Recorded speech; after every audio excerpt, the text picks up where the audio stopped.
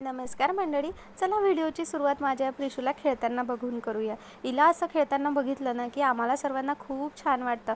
पण आता या मुलीची ना मस्ती जरा जास्तच वाढलेली आहे। अजिबात काही करू देत नाही, एनी टाइम तिच्याजवळच राहावं लागतं आणि तिच्यावर खूप लक्ष द्यावं लागतं। असो, आज आहे होळी। सर्वात आधी तुम्हाला आणि तुमच्या परिवाराला होळीच्या खूप शुभेच्छा।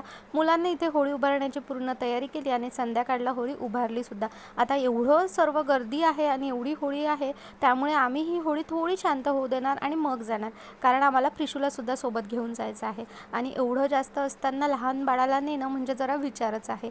असो, इकडे होळी सुरू आहे। माझी सुद्धा अशी छानशी तयारी झालेली आहे। सोबतच आरतीचं ताट वगैरे काढून सुद्धा रेडी आहे आणि थोडी होळी शांत झाल्यानंतर आम्ही आलो होळीची पूजा करायला। बाबा इथे होळीची पूजा करतात आहे आणि मी सर्वांनी सुद्धा होळीची छान पूजा करून घेतली।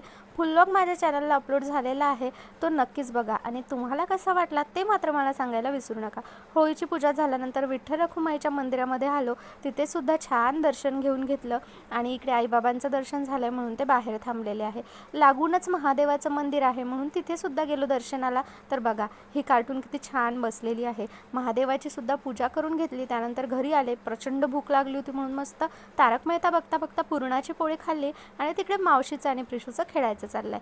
आमचं झाल्यानंतर आईने आणि बाकीच्यांनी सुद्धा जेवण करून घेतलं आणि दोघी मायले की बघा तारक मेहताचा कसला सोबत आनंद घेत आहे आणि आम्ही दोघी मात्र साईडला। चला, या व्हिडिओला इथेच एंड करते। बाय।